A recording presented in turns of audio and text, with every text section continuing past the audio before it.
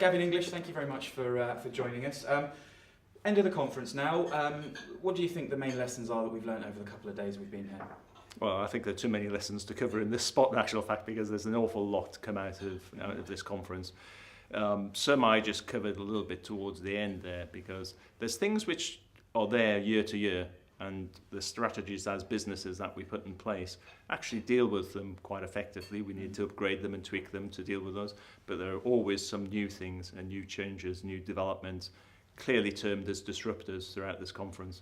And those disruptors are here to stay, and they'll move forward much quicker than they have done. I don't think they're ever going to slow down. So I think it's how we actually deal with those disruptors, but also how we turn them into opportunities is the real key for businesses going forward.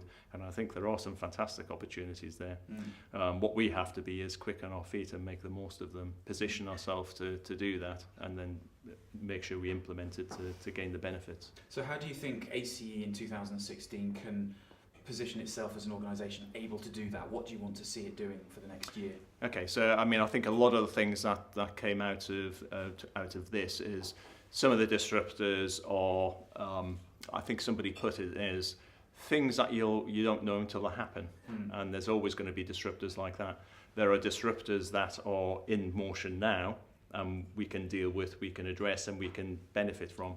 I'd like to see ACE focus on the ones that are in motion now, going forward, but perhaps keep in mind the ones that could come up and ensure we have some resilience built into what we're doing as businesses to address those and deal with them as they come forward.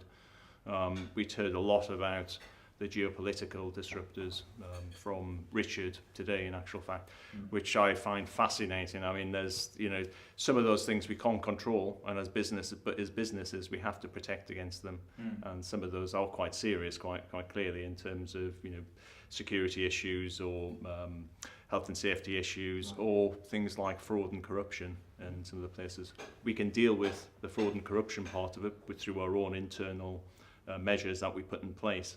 But again, somebody made the point that bad things happen to good companies as well. So that means that as a good company, you have to make sure you have the resilience built in your business, because bad things will happen. The unforeseen often happens, and we need to be on our guard for that and make sure we've got resilience in the business to deal with it. So, thinking more broadly about the conference itself, do you think the 2015 edition has been a success? And what would you say to people thinking about coming next year? Is it worthwhile? Yeah, okay. I mean, I think the 2015 conference itself has been slightly different in a very positive way. I think it's been different by the fact that we've had a lot more outside input into this. And that outside input has actually got people to think a bit broader and think a bit wider about what we face globally, as well as regionally, as well as nationally. And I think that's a real positive. The speakers have come from outside, some of them. I think we've had more attendance in terms of the delegates from Europe, which again I think has been positive and added value to the conference in terms of a different perspective and value there. I also think the networking sessions have been great, the opportunity to spend time with all of these people and draw your own conclusions from that in terms of what are they doing and is that appropriate for your business, and things that you could maybe pick up from them. So, and maybe even doing a little bit of business in the background as well.